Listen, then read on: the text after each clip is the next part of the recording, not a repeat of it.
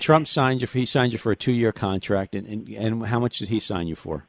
How much did he sign me for? Yeah. I got, let's see, just about with the total with it, just about $400,000. So okay, so you almost doubled your yearly salary you made with the Jets. Yeah. And so the talent level you thought once you got to the Generals was good in the play? Well, and I just felt that we're all equal. I didn't see anybody. I didn't see any NFL franchises, but I saw people who could play football. I saw some rookie kids who were the equivalent of rookies in the NFL who would make the NFL. And then I think of that Generals team, there were 12 or 14 that made the NFL. Oh, so you really didn't start until what? About January of 1984? I started talking with him in late November, and then I had January. I didn't even have when I went there. I didn't even have access to who was going to get fired in the NFL for coaches. Oh, really? Okay. No, because you see these people I mentioned, like Chris Palmer was up at Montreal. Oh, he's with the Alouettes? Dale Lindsay was at Toronto. Ted Cottrell was at Rutgers. Joe Pascal was up. See, I had to get, because the Canadian League was over, and I got guys with American football background, but I had to get the staff. There was no time for all that. Mm-hmm. And then talk about that year, 1984. You won 14 games, and basically Herschel rushed for 1,000 yards, Maurice rushed for 1,000 yards, and everything. So you certainly had a talented team. Plenty of NFL players on the offensive line. You had Dave Lapham blocking for these guys. I'll tell you, the good football player that's eventually probably be a Hall of Fame if he's not there yet is Kent Hull, the center, who ended up after us, went up to Buffalo. That's right. Played another 10 or 12 years or so, or maybe better. Good football player, and a great person from down in Mississippi, I guess it was. Yeah, when I interviewed Marv Levy, he said he's never had a better center than Ken Hull. Talk about Herschel a little bit. Did you think he would have a better NFL career than he had after the USFL folded? Who's that? Herschel Walker. Did he? I get asked about Herschel a lot. Why did he do so well for you? Then why did he begin to do well at Dallas, but he goes up to Minnesota? It's because Minnesota used him different. Mm-hmm. Their coordinator was set his offensive formations and cases for a guy to do some different things. I used him, and till today, I'll still argue with you that Herschel Walker is an I formation back and get him out, get him receiving, get him doing things. And that's the way Landry used him. Mm-hmm. Not that he copied from me, but Tom just saw what Herschel was best and knew what he was best and studied. When he went up to Minnesota, they were using him in split backfield and some different things, and Herschel doesn't run well out of that. That was just his style. Right. And then... And the same with Maurice Carton. If you know, Maurice goes from us with the Generals to the Giants. Mm-hmm. Bill Parcells, Bill would sit up in Giant offices, and if they didn't have anything else to do, they'd watch our practice. Did they really? Sure, because, hey, we practiced at the stadium, and we practiced at it. They could look at anything they wanted. I never stopped them, and I don't know how much they did or didn't.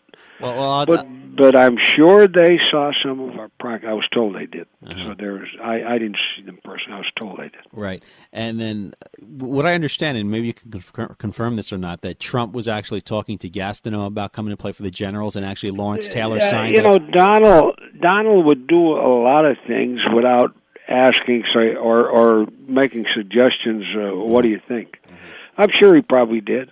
What about Lawrence Taylor? I had heard he signed a futures contract. I didn't know anything about that. If he did, I didn't know. Okay. And it's very possible that Donald was doing these things. Because he would, you got to say what he has the courage of a burglar, Donald, and he will do it, and it doesn't mean he's going to, and it was probably not illegal for him to do it because there was no league involved, to say you can't, you're tampering with who? Right. They were players from the NFL, and he was going to look at them. And I did not know that. He never told me personally, and if I walked into practice and saw there'd be somebody there, if the owner's doing it himself, he's doing it. It's his money. It's his buck. And 1985, of course, I guess Brian Sipe, the team decided to go with and draft Doug Flutie. There had to be there's the one time where he asking me, and Donald's thinking fans in the stands. Mm-hmm. I'm thinking professional football player. Mm-hmm. And there was no question Doug Flutie is a bright guy, knows football, and was perfect for the Boston College. But I was hoping Donald would see things my way and go, I wanted to go to Boomer Esiason. Really? Yeah. See, Boomer is from New York. Yeah, I know. He's from Long Island there. Long Island. I know Islip, but I was living out in West Islip. Okay. And I knew him, but I knew Boomer as a taller guy, bigger guy, more durable, bright guy. I just knew more about him. So you what got. I knew about Flutie was 5'8", and out of Boston College, run around scrambling college quarterback. And that doesn't detract from what, but Flutie comes in and got hurt that year, if you recall. It was Reggie White who caught him and broke his collarbone. That's right, in the 15th week of the season. I know, and we were warning, you asked Chris Palmer, we were warning Doug, hey, Doug, you get down or get out of bounds and do it quickly. You can't outrun these guys. You're not going to outrun them. Well, he thought he was going to kind of jog out of bounds, and Reggie White hit him legitimately in front of the bench, and I heard the crack. And then the doctor came to me after our orthopedic was on the sideline, and after he had looked at Doug in pain, and our other guy went into the game, he says, Walt, I think his collarbone is broken. I'm not sure of everything. And I said immediately to the doctor, I said, I wonder if he didn't crack his skull the way he hit him. Right. I had a reporter I know was at the game, and he said he heard the crack all the way up to the press box. Oh, it was unmerciful, brutal, and it was a legitimate hit. Right. There was nothing. It wasn't a dirty hit. It was a hard hit that you take, and and then after that, Donald tells me, he's ready now to play, and Donald, from what I understand, put the heat on the doctor to say he's ready to play in the championship. Mm-hmm. And I'm going to give me all these results. I don't want him on my, in any way in my memory that I had him do something. So I took all the reports over to the doctor in New York, orthopedic, who had the Jets and all, who I knew very well. And he says, I'll look at them all on one condition, that I am not part of it and you never mention my name.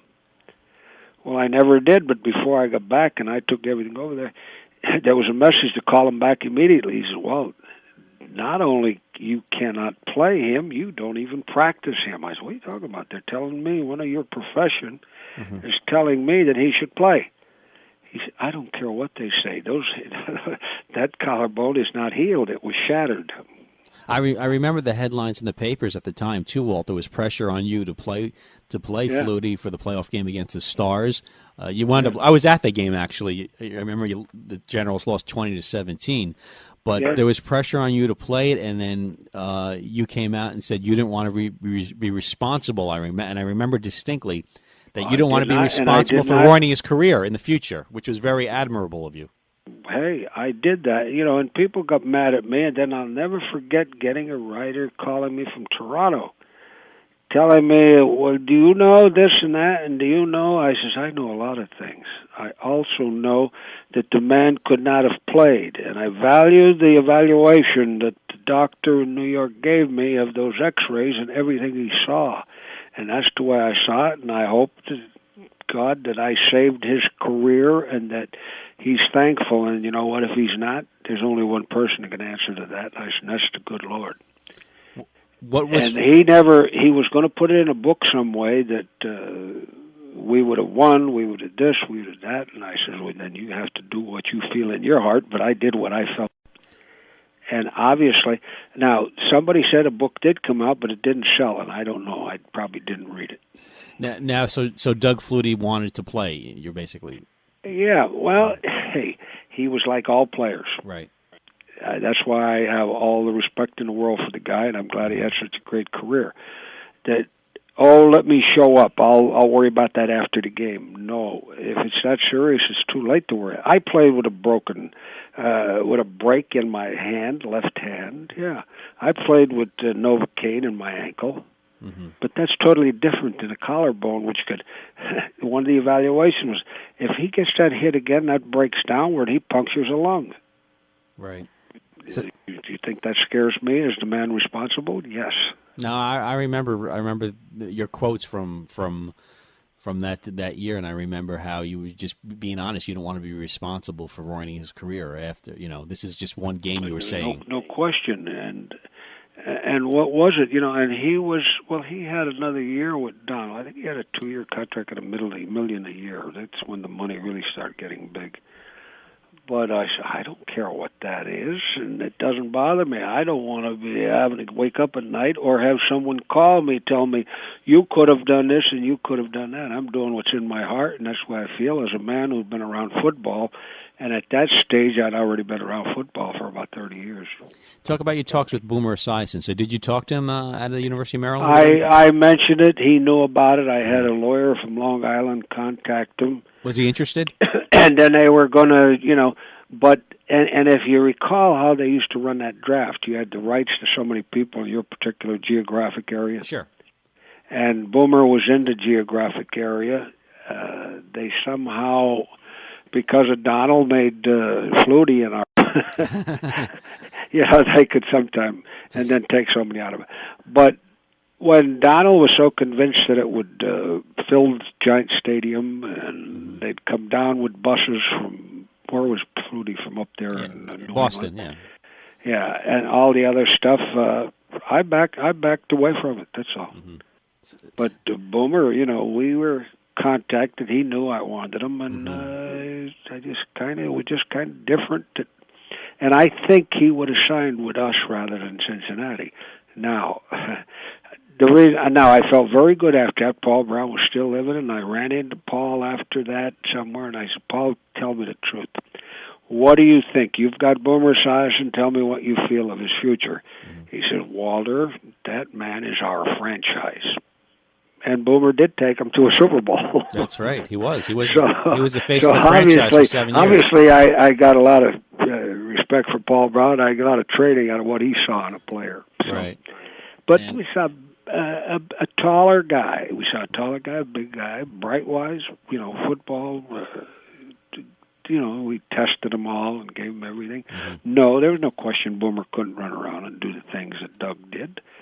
But Boomer was physically a bigger, stronger, more durable person. That's all. Okay. And going back to Flutie for a second, were you surprised he didn't have success in the NFL, or it didn't surprise you too much? No, I figured if Doug's going to do it, Doug's going to have success. If he had to do it consistently for 16 games, they'd catch him. Right. Because you're talking about people who are very quick. You're talking about defensive backs, and especially today where you blitz cornerbacks and anybody that's got speed. Well, it stands to reason. If I blitz a man that can run a 4.40, he's bound to get to the quarterback who touches him than the guy that's barely running a 5.2 after he has to beat the tackle and rush the passer. There's a whole lot of things. And I says, and these guys will catch Flutie. And that's what it looked like to me. And I says, and I feel sorry, but in the meantime, he'll give you the business. Doug will give you the business for half a season. Yeah. He'll make you sick. Not the team he's playing with. He'll make the opposition sick because he'll do a lot of things. Did you think he was a good mix with the Bears, though? Because I talked to a former Bears that played from the Blitz, Tom Thayer, who was on the '85 Bears, and then on the Blitz in '83. He said that Ditka kind of forced him into the Bears system and into that paternal feeling the Bears had after winning the '85 championship. Well, you see, there's another thing. When you have Doug. Doug is your starter. Doug's going to run around. Doug has to do the things that Doug does best. And the things that he does best over a 14, 16-game season is not what most of your pro-style quarterbacks do. So you're spending a lot of time with your starting quarterback doing certain things. Now, when he gets hurt, you've got to start doing things in a game that you haven't practiced because you've got a different offense in. It creates another type of offense for you with other things to do with your other quarterback. Yeah, Doug will practice the pro-style stuff, but you don't want him to use it in the game because you know he doesn't perform well with that. So you try to get about 5 or 6 running plays, or another few that are great for when Doug's in the game. Mm-hmm. And you're creating another problem for your practice sessions. That's interesting. That's interesting perspective. I can give you the whole history of that, but I as I say, I don't like it because I like Doug. He's a good guy, but he creates. Now, what I'm interested in doing now, now I understand he's going to be ESPN? I don't know. I haven't heard that. Possibly. Yeah, he's going to be with one of the networks, but the big thing is they're putting him in college. Mm-hmm. I was hoping they'd put him to pro because I wanted to understand. I wanted to hear his evaluations. I'm always interested in what they have to say because I know the problems he created for me. Wow, that's interesting. And if you recall, we had 11 wins with Doug with Donald Trump. That's right. We won, but after he got hurt, before we used all our time and we had our fingers crossed and we were saying prayers that he'd survive because we didn't have time to work with the other guy, our backup, Ron Reeves, right? Who couldn't do anything that Doug could do. So we had to get out of it. As a matter of fact, if you talk to Chris, I said once we knew that Donald was going to sign Doug, I said, Chris, get up there with the coach at Boston College and get all the good things this guy can do because we have to go to his style offense. Mm-hmm.